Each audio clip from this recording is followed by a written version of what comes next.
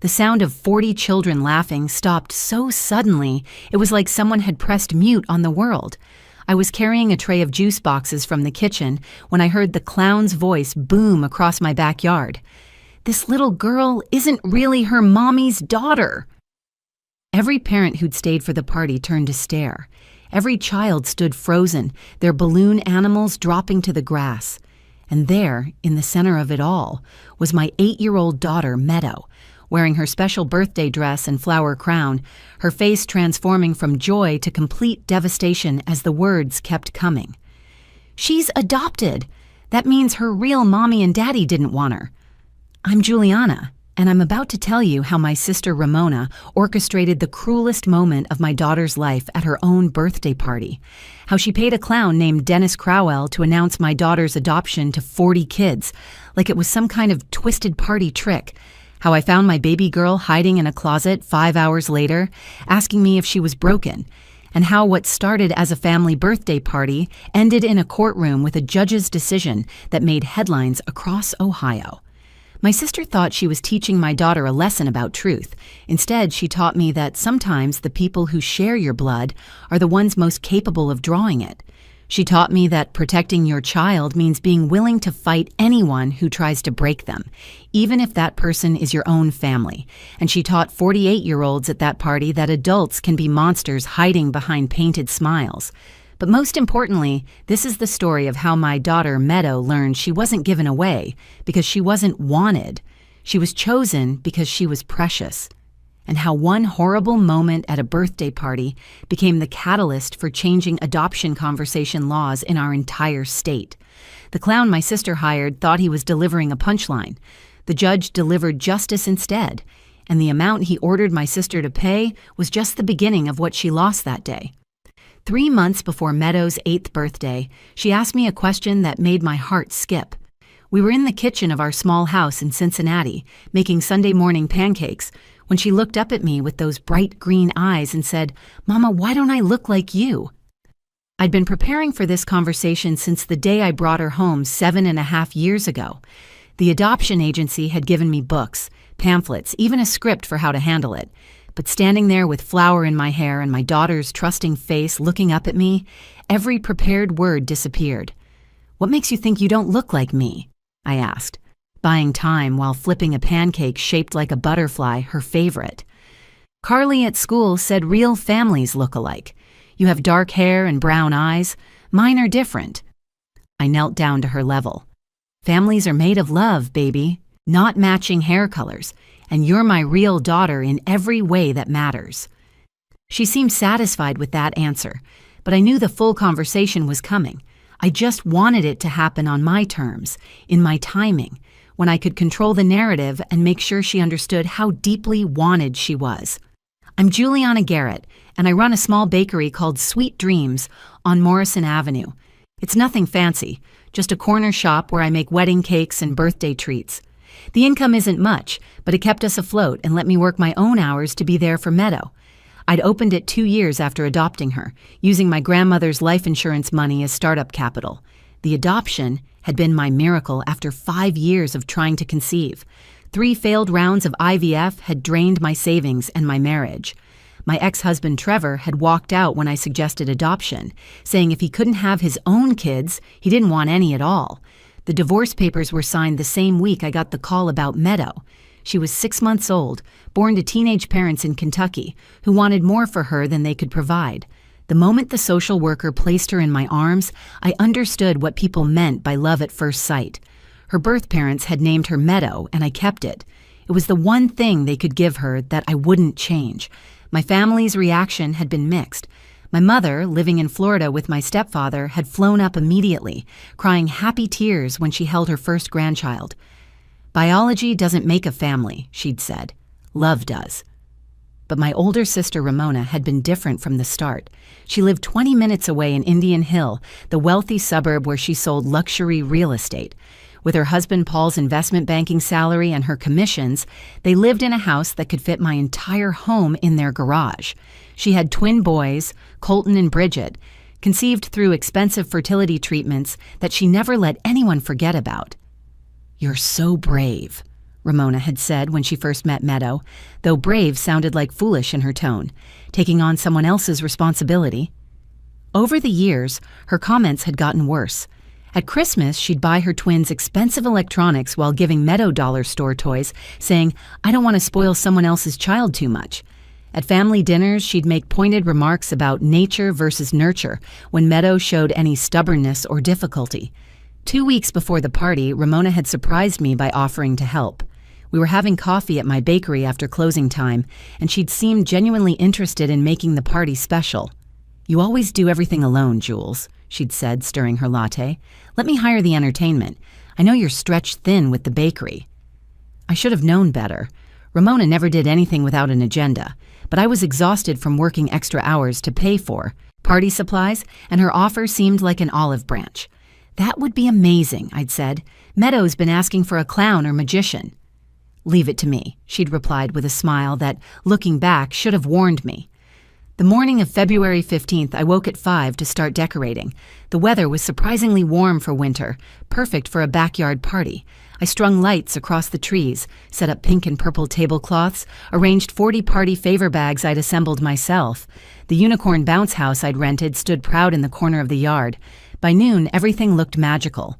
Meadow danced around the yard in her new purple dress, the one she'd picked out specially, with a flower crown I'd made from silk roses and baby's breath. "This is the best day ever, Mama," she squealed, hugging me tight. I held her close, breathing in her strawberry shampoo scent, having no idea that in just 2 hours, her best day ever would become her worst nightmare. The party started at 2 o'clock sharp. Parents dropped their kids off, waving goodbye with promises to return at 5. Some stayed to help, including my neighbor Teresa and a few room mothers from Meadow's class. Within minutes, our backyard transformed into a symphony of children's laughter. I was in my element, directing games, serving snacks, making sure every child felt included. Meadow glowed with happiness, her face bright as she played with her friends. We'd just finished the relay race when Ramona's white Mercedes pulled into the driveway at 2:40. She stepped out wearing a designer dress that probably cost more than my monthly mortgage, her blonde hair perfectly styled despite the breeze. Behind her, a van painted with cartoon characters and Giggles and Grins Entertainment pulled up to the curb. "Where's my birthday girl?" Ramona called out, arms spread wide. Meadow ran to her, and Ramona gave her a quick, stiff hug before stepping back. "I brought you something special." The van's back doors opened, and out stepped a man in full clown costume. Red wig, white face paint, enormous shoes, the works. The children immediately swarmed around him, excitement rippling through the crowd. "Hello, boys and girls, I'm Bubbles the Magnificent," he announced, honking a horn attached to his belt. "Who wants to see some magic?" For 30 minutes, he was wonderful. He made balloon animals, pulled scarves from his sleeves, juggled tennis balls while riding a tiny unicycle. The kids were mesmerized. I actually relaxed, thinking maybe Ramona had finally done something genuine for Meadow. I was at the drink table with Teresa, refilling punch bowls and chatting about school fundraisers, when Bubbles called out, "Now, where's our special birthday girl? Meadow, come on up here." Meadow practically floated to the front, her friends cheering. The clown positioned her in the center of the yard where everyone could see. I smiled, reaching for my phone to take a picture. "Boys and girls, gather round. I have something very important to tell you about the birthday girl." His voice had changed, taking on an odd, almost menacing tone that made me look up from my phone. "Today, we're going to learn a special secret." He pulled out a piece of paper from his pocket, making a show of unfolding it. My stomach started to tighten, though I couldn't say why. This little girl here, this birthday girl, she's not really Juliana's daughter. The words hit me like ice water. I dropped the ladle I was holding, punch splashing across the table. "She's adopted," he continued, his voice carrying across the yard. "Do you kids know what that means? It means her real mommy and daddy didn't want her, so they gave her away." 40 children stood in stunned silence. Parents who'd been chatting near the fence turned to stare. Meadow's face went from confused to horrified in a single second. "Just like when you don't want a toy anymore and give it to Goodwill," the clown went on, seemingly oblivious to the horror spreading across the yard. "Her first parents didn't want her, so now she lives here instead. Isn't that interesting, kids?" I was already running, but I felt like I was moving through quicksand. Meadow's eyes found mine across the yard, tears streaming down her face, her mouth open in a silent scream. Before I could reach her, she turned and bolted toward the house. "What are you doing?" I screamed at the clown, my voice raw. "What is wrong with you?" He stepped back, suddenly looking uncomfortable. "Hey, I was just reading what they gave me." I whirled around to find Ramona standing by the dessert table, arms crossed, a satisfied smirk playing at her lips. "She needed to know the truth, Juliana. You've been lying to her for years. You planned this?" My whole body shook. "You actually planned this?" "Children deserve honesty," she said, examining her manicured nails. "It's not healthy to keep secrets. Besides, she was going to find out eventually. Better from family than from strangers." "From family?" I was screaming now. "Family doesn't destroy children.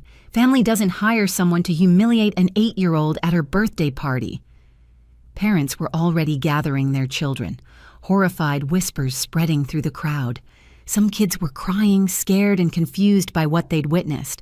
Others kept asking their parents what adopted meant and why the birthday girl ran away. Teresa appeared at my elbow. "Go find Meadow. I'll handle this mess and get everyone out of here." The clown was hastily packing his supplies. I grabbed his arm. "You said someone gave you something to read. Show me." He fumbled in his pocket and pulled out a crumpled piece of paper. There, in Ramona's distinctive handwriting, were the words that had just destroyed my daughter's world. "Announce that the birthday girl is adopted because her real parents didn't want her. Make sure all the kids hear it clearly. I'm paying you extra for this, so don't skip it." I crushed the paper in my fist and shoved past the clown, running into the house. "Meadow! Baby, where are you?" My voice echoed through empty rooms. I checked her bedroom first, tearing apart her closet, looking under the bed. Nothing. The bathroom was empty. The basement yielded only shadows. "Meadow, please, Mama needs to talk to you." For 5 agonizing hours, I searched. I looked in every room, every cupboard, behind every door. I crawled through the basement twice, checked the attic despite her fear of spiders, even searched the garage and my car. Teresa and 3 other parents stayed to help, walking the neighborhood in case she'd run to the park or a friend's house. "We should call the police," Teresa suggested around hour 3. "She's here," I insisted, my voice hoarse from calling. "She wouldn't leave. She's hiding somewhere in this house." As darkness fell, I stood in the hallway trying to think like an 8-year-old whose world had just shattered. Where would I go? Where would I feel safe enough to disappear? Then I heard it. A tiny muffled sob coming from the hall closet. I checked it earlier, but only quickly. This time I pushed past the hanging coats, past the winter boots, and there she was, curled into the tiniest ball possible, wedged behind the vacuum cleaner, her purple birthday dress torn at the hem. "Oh, baby," I breathed, my own tears finally coming. She looked up at me with swollen eyes. "Is it true? My real parents didn't want me?" I pulled her into my arms, feeling her whole body shaking. "Your birth parents loved you so much, Meadow. They were teenagers, just kids themselves. They wanted you to have everything they couldn't give you. A home, stability, parents ready to be parents. But Aunt Ramona said they threw me away." "Aunt Ramona lied. Your birth mother held you for 3 hours after you were born, crying because she loved you so much. She wrote you a letter. I've been saving it for when you were older. She didn't throw you away, baby. She placed you in my arms and asked me to love you the way she wished she could." "Why would Aunt Ramona say those things?" I held her tighter. "Because some people are broken inside in ways that make them want to break others. But we're not going to let her break us." That night, after Meadow finally fell asleep in my bed, her face still blotchy from crying, I sat at the kitchen table with my phone and laptop. First, I called Patricia Holbrook, a lawyer who'd helped with my divorce and had become a friend. "Tell me exactly what happened," she said. I could hear her switching into professional mode. When I finished, she was quiet for a moment. "Juliana, this is intentional infliction of emotional distress on a minor, in front of witnesses. You have grounds for a serious lawsuit against my own sister. Your sister paid someone to psychologically assault your child. This isn't about family anymore. It's about protecting Meadow and making sure there are consequences." My next call was to my mother in Florida. I'd barely gotten the story out before she exploded. I'm getting on a plane tomorrow. That's it. I'm done with Ramona. How dare she? How dare she? Mom, you don't have to come. Yes, I do. That baby needs her grandmother. And frankly, so do you. I spent the rest of the night documenting everything. I wrote down every word I could remember, created a timeline, made a list of every parent and child who'd been there. My phone buzzed repeatedly with texts from parents who'd heard what happened. We're horrified by what we witnessed, wrote Jennifer, mother of Meadow's friend Carly. Please let us know if you need statements for legal action. By morning, I had 17 written statements from parents. Teresa's was particularly powerful. The clown deliberately humiliated an 8-year-old child about her adoption status in a cruel and calculated manner. He announced to 40 children that she was unwanted by her birth parents. The child was visibly traumatized and fled the party. This was clearly premeditated, as the clown was reading from a script. I also discovered something else during my late-night research. Giggles and Grins Entertainment had multiple complaints filed with the Better Business Bureau. 3 previous incidents of inappropriate behavior at children's parties, though nothing approaching this level of cruelty. Patricia called back at 7 in the morning. I've done some research. We can file against both Ramona and the entertainment company. The company has liability insurance that we'll have to pay out. As for your sister, we can go after personal damages. What about Meadow? Won't a lawsuit make this worse for her? She'll have to give a statement, possibly testify. But Juliana, what's worse? Letting the people who did this face no consequences? Or showing Meadow that when someone hurts her, her mother will fight back with everything she has? The lawsuit took 14 months to reach trial. During that time, Ramona tried every manipulation tactic she knew. She called our mother daily, sobbing about how I was destroying the family. She showed up at my bakery during the morning rush, causing scenes that scared away customers.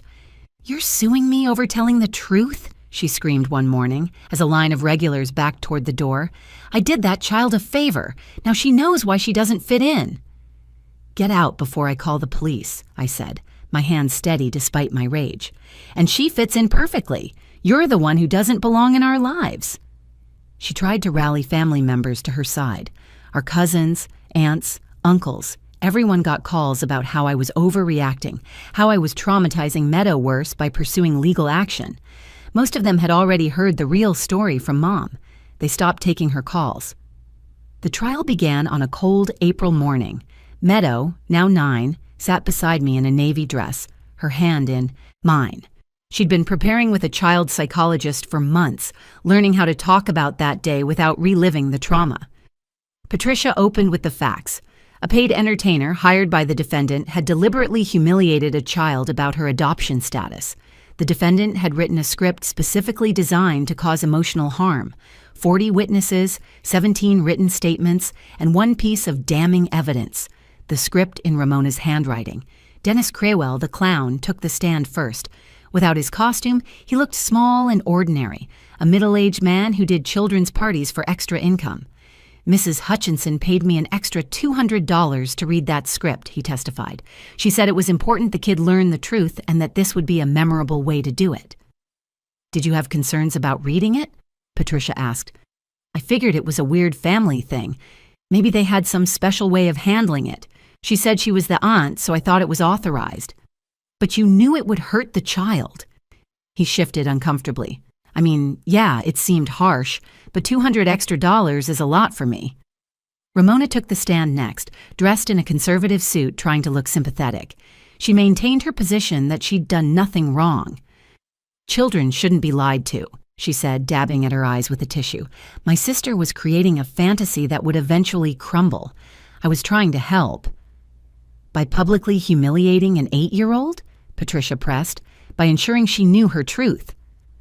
"Mrs. Hutchinson, do you have children?" "Yes, twins, Colton and Bridget." "Have you ever hired someone to announce personal information about them to 40 of their peers?" "That's different. They're not adopted." "So adopted children deserve public humiliation." "I didn't say that." "But you did exactly that." The biggest shock came when Patricia called a surprise witness. Bridget, Ramona's own 16-year-old daughter, had asked to testify. "My mom has always been jealous of Meadow," Bridget said, her voice clear and strong. She says things like, "It's not fair that an adopted kid gets more attention than real grandchildren," and calls Meadow Jules' charity case when she thinks we're not listening. The courtroom was silent. Ramona's face went white. "She planned the whole thing for weeks," Bridget continued. "I heard her on the phone with the clown company, specifically asking if they had someone who would read a custom script. She laughed about it with her friend Diane, saying, 'This will teach Jules not to parade that kid around like she's special.'" When Meadow testified, she spoke clearly despite her tears. "I felt like everyone was looking at me like I was garbage someone threw away, like I didn't belong anywhere. I couldn't go back to school for 2 weeks because kids kept asking if my real parents hated me." Judge Harold Brenneker, a grandfather of 6, listened to everything with increasing disgust. When it came time for his ruling, his voice was sharp with controlled anger. "This court finds the defendants guilty of intentional infliction of emotional distress upon a minor child, the deliberate, premeditated public humiliation of an 8-year-old regarding her adoption status is not only cruel, but potentially criminal." He ordered Giggles and Grins Entertainment to pay $75,000 in damages. Their insurance company tried to fight it but settled when threatened with a larger civil trial. For Ramona, the judgment was harsher. $150,000 in personal damages, mandatory payment for Meadow's therapy until age 18, and then came the part no one expected. Furthermore, this court issues a restraining order. Mrs. Ramona Hutchinson is prohibited from any contact with the minor child Meadow for 5 years. Ramona gasped, jumping to her feet. "You can't do that. She's my niece. I'm her family." "Family doesn't destroy children, Mrs. Hutchinson. You've proven yourself a danger to this child's emotional well-being. Your access to her is hereby revoked." The money from the lawsuit went straight into 2 accounts: a college fund for Meadow and a therapy fund to ensure she'd have all the support she needed to heal. But the financial settlement was just the beginning of what changed in our lives. Meadow's therapy sessions with Dr. Chen became our Tuesday and Thursday routine. At first, she barely spoke, drawing pictures instead of using words. Slowly, over months, she began to understand that being adopted wasn't something done to her because she was unwanted. It was something done for her because she was precious. "I have 2 families who love me," she told me 6 months after the trial as we made cookies in our kitchen. "My birth parents loved me enough to give me a better life, and you loved me enough to make sure I had one." The impact on Ramona's life was immediate and devastating. 2 weeks after the trial, her husband Paul filed for divorce. During the proceedings, he revealed years of similar cruel behavior he'd ignored or excused. She'd apparently been telling their twins for years that they were superior to Meadow because they were real family. Bridget chose to live with her father full-time. She started spending weekends with us, becoming the big sister Meadow had always wanted. Last month, she helped Meadow practice for her school's talent show, teaching her a dance routine that had the whole auditorium cheering. "Aunt Jules," Bridget said one evening, "I'm sorry I never said anything before. I knew Mom was mean about Meadow, but I didn't know how to stop it." "You're 16, sweetie. It wasn't your job to stop it." But testifying took incredible courage. My mother moved back to Cincinnati permanently, buying a small condo 10 minutes from our house. She picks Meadow up from school twice a week, and they have grandma adventures that usually involve ice cream and too much shopping. "I lost one daughter the day she hurt Meadow," Mom told me, "but I'm not losing my granddaughter or you." Giggles and Grins Entertainment shut down within 3 months of the trial.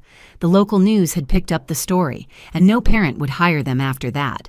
Dennis Crowell lost his license to work with children and moved out of state. The most unexpected outcome came when other families reached out to us. Parents of adopted children who'd heard about our story, who wanted to connect and share their experiences.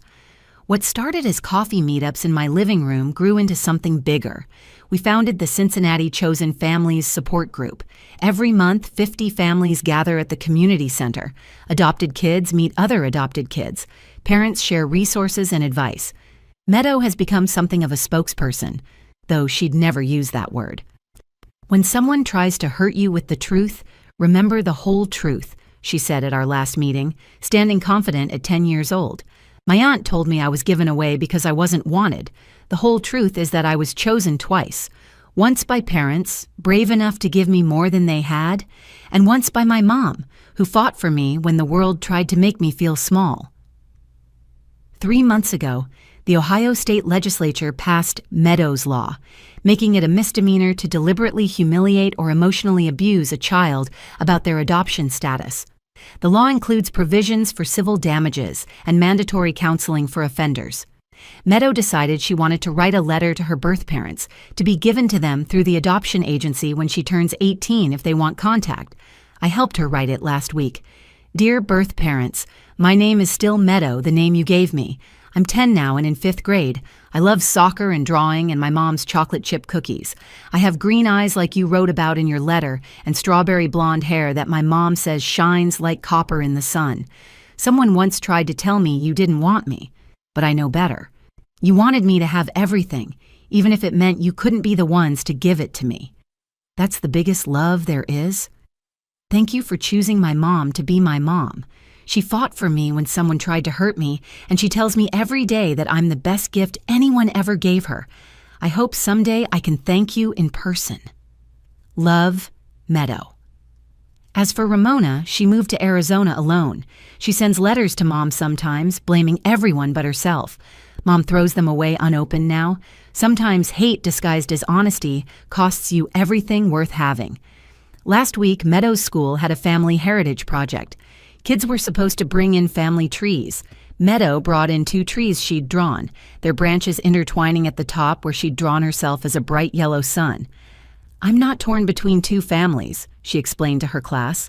I'm the place where 2 kinds of love meet. If you found value in our story, please like this video and share it with someone who needs to hear it. Every adopted child deserves to know they're chosen, not abandoned. Every adoptive parent needs to know their love is real and valid. And everyone needs to understand that family isn't about blood. It's about who shows up, who fights for you, and who loves you when the world tries to tear you down. Please subscribe to our channel for more stories of families who chose love over everything else. Remember, the most beautiful families are often the ones that chose each other.